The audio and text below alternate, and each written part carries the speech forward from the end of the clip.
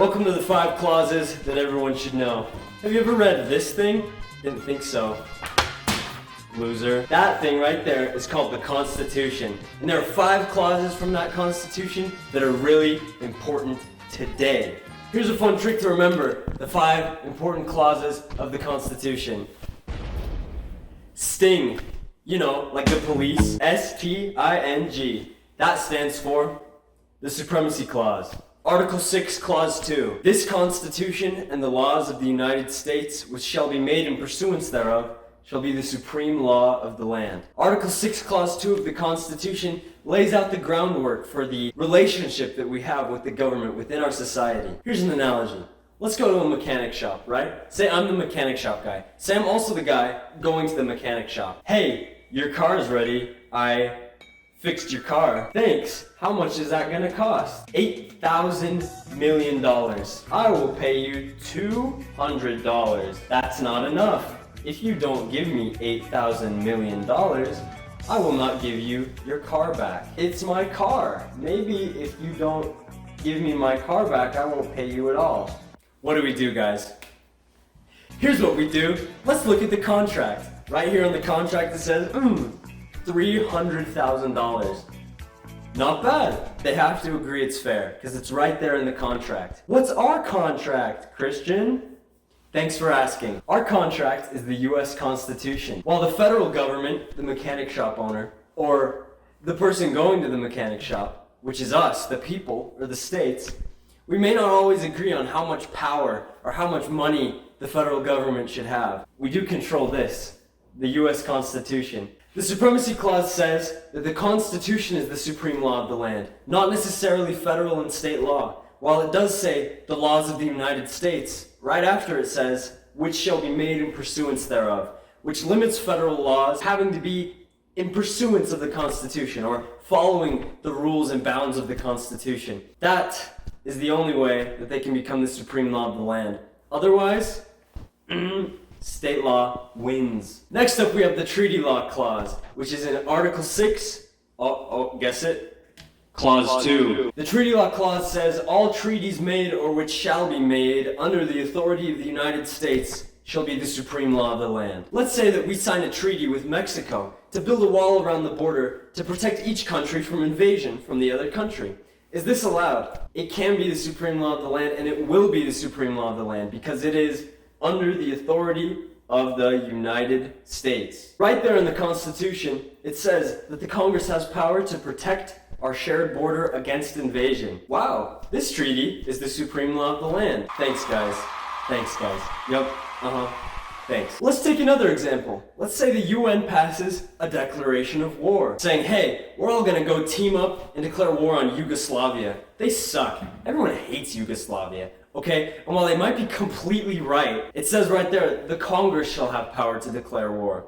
That means the UN in our country does not have power to declare war. In that way, the UN declaring war, while not going through the system of our United States Congress, that does not fall under the authority of the United States, therefore making it invalid. It's not the supreme law of the land. The Constitution is the supreme law of the land. Federal law can be the supreme law of the land if it follows the Constitution. And treaties can be the supreme law of the land if they follow the Constitution. Third, we have the Interstate Commerce Clause. That's I. See, I stands for Interstate Commerce Clause. It's like I. Interstate Commerce Clause is found in Article 1, Section 8, Clause 3. It says, the Congress shall have power to regulate commerce among the several states. Now this is a true story. Imagine you're a farmer in Wyoming. You're growing food on your land just to feed your family, just to feed you. You're not even selling it to anybody. What if the government comes to you and they say, hey, we get to decide what you put on your land. We get to decide what fertilizer you use. We get to decide how much you pay for that fertilizer. We get to decide who you get to sell that to. We get to decide how much you charge them for it. You would say, well, wait. What? This is a misuse of the Interstate Commerce Clause. In Article 1, Section 8, Clause 3, we are specifically limited to regulating commerce among the several states. Now what this means, and what it meant back then, is that the federal government has power to prevent states from exacting fees from other states. Back in the day, back in the 1700s when your parents were born, the states were charging each other fees. Let's say you're New Hampshire and you're trying to sell to Vermont. You guys do an exchange, you agree on a price, you give them your goods, they give you your money, but they say, no wait, you have to pay us $1,000 of it back. And you say, wait, why? They're like, well, it's our New Hampshire fee. And you say, New Hampshire fee? That's dumb. I'm mad at you now. I'm gonna charge you a Vermont fee. And Vermont says, I don't wanna pay a Vermont fee. I'm just not gonna buy or sell from you at all. You see what happens there, right? Commerce stops. There's a quote from James Monroe that says, the power to prevent any fees on the trade between the states was the only power granted. Now let's go back to your little farmer life in Wyoming. Isn't it just so quaint and cute and just adorable? Not anymore. The government just came over and said, hey, because you aren't participating in interstate commerce, that means that we can control your life using the Interstate Commerce Clause. Does that make any sense?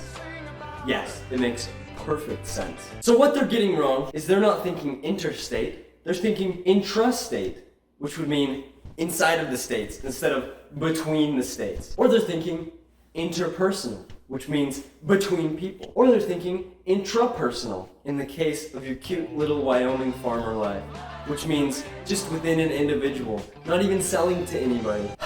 But they're reading it wrong, aren't they?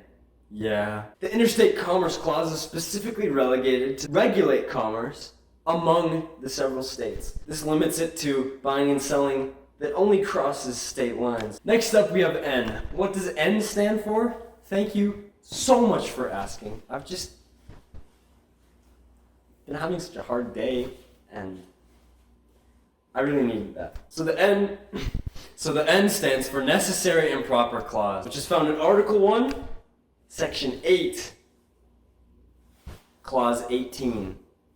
I don't have enough fingers for that. It says, the Congress shall have power to make all laws which shall be necessary and proper. Now, of course, if you stop reading there, you may think, oh, well, good. I can do whatever I want because this is necessary and this is proper for your happiness. Let's build a bunch of theme parks in Chicago. Yeah, it's necessary and it's proper for people to be able to go to theme parks to unwind every once in a while. Let's build some theme parks. Let's give everybody a free Lamborghini. Nobody should have to drive a car that's uncomfortable for them. It's necessary and it's proper. Let's give everyone in the United States a Lamborghini. Now, whether you like that or not, which obviously you really like that idea, you have to keep reading the Necessary and Proper Clause, which says, for carrying into execution the foregoing powers. The Congress shall have power to make all laws which shall be necessary and proper. Necessary and proper for what?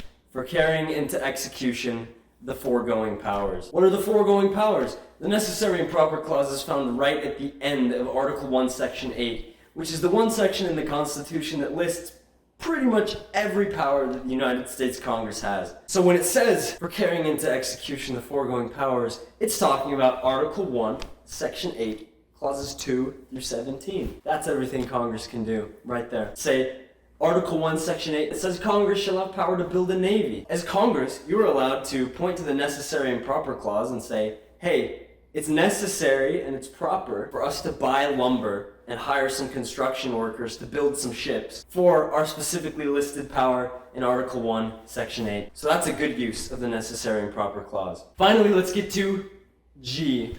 G stands for General Welfare Clause. The General Welfare Clause is found in Article 1, Section 8, Clause 1. And it says, the Congress shall have power to provide for the common defense and general welfare. Let's take some crazy analogy that's just totally out there, So let's say the federal government wanted to repay student loan debt or have single payer national health care. Maybe they justify it by saying, oh, it's for the general welfare of the country. It's for the good of the country. They point to Article 1, Section 8, Clause 1, and they say, look, it says we have to provide for the common defense and general welfare. There's just one problem with that. The problem is that right below the General Welfare Clause, you find all of the things that they're allowed to do for the common defense and general welfare. Thomas Jefferson once said, Congress has not unlimited powers to provide for the general welfare, but only those specifically enumerated. What does enumerated mean?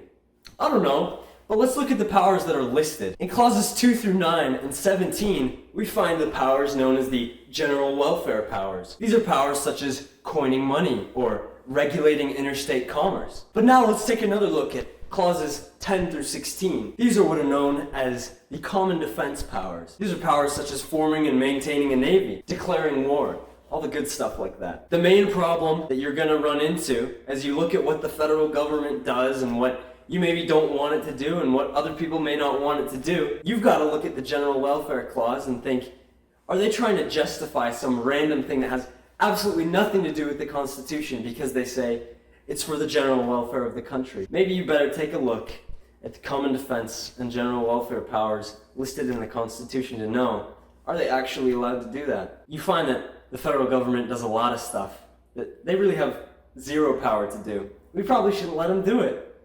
Anyways, these were the 5 clauses that everyone should know.